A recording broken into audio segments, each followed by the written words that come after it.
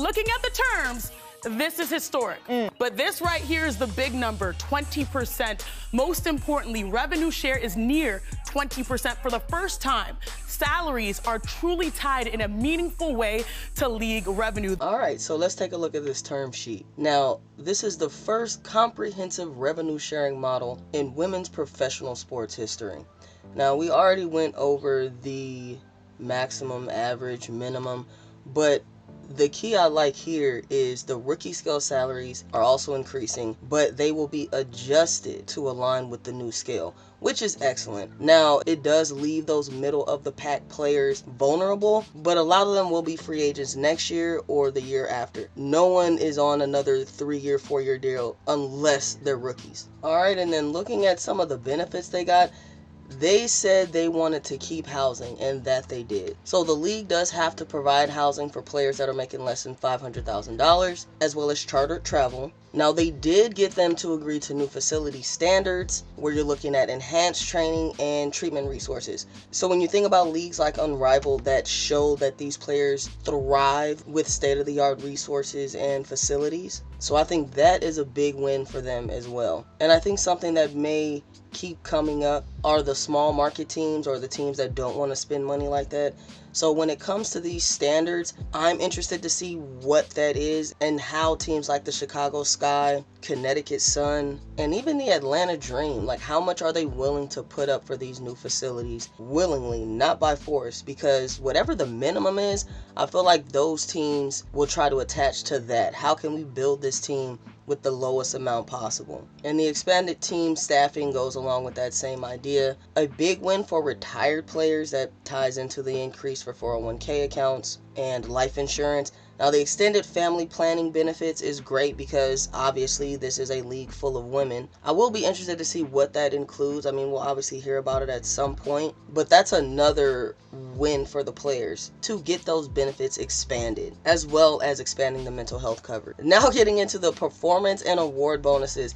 This is honestly really interesting, not because of the new numbers, but because of the old numbers. I mean, just looking at it here, if you take someone like A'ja Wilson, WNBA champion, MVP, Defensive Player of the Year, Finals MVP, but by these older numbers, she maybe got around $50,000. Now, looking at these new numbers, you got 60 off the top as a champion, another 30 for Defensive Player of the Year, 15 for MVP, and another 30 for Finals MVP. I mean, over $100,000 for the same work she did last season. And they're all pretty much doubling. I mean, a little bit more of a double on the WNBA champion. Again, a little bit more for the runner-up. But the new numbers are excellent compared to what you're seeing here. I mean, the all-defensive second team didn't even get awarded monetarily. So, I mean, even these All-Star Game awards are great. I mean, they show up, give up their entire off week, so to speak, off weekend for the WNBA. Alicia Gray won the 3-point contest and the skills competition that year.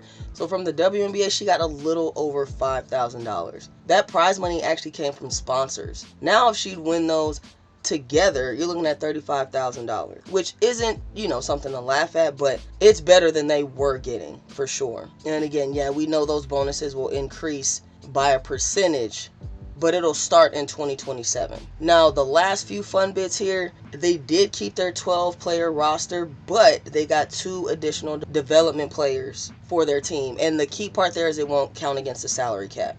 And there have been multiple teams, especially like the Aces or the New York Liberty, the higher teams, that know they have some diamonds in the rough, but because they have to make cuts, they just end up losing pieces they deem valuable. Now, they'll also get salary cap flexibility for players that get a season-ending injury and a salary cap exception for pregnancy and childbirth. And speaking of childbirth, they got the Dearica Hamby rule installed. Teams must get player approval before trading a pregnant player.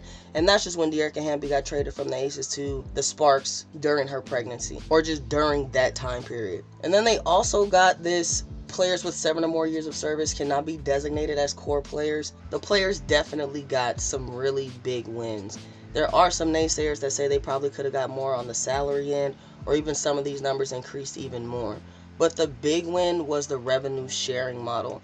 The deal itself is an overall win. The big wins for me will have to be the 2 additional development players, the payments for retired players, and the expanded benefits for family and mental health. While the expanded team staffing requirements and facility standards are the most interesting because of how they'll play out across the board with different teams, the biggest wins for me are the ones who often get overlooked. They made sure their players as a whole were taken care of with this deal. Okay, and on top of those roster spots, those development spots, the number of games is set to increase, especially as they continue to add teams to the league. We're looking at 50 games in 2027 and 2028, and then up to 52 through 2032. But what I haven't heard about, are they going to get WNBA League Pass for free or not?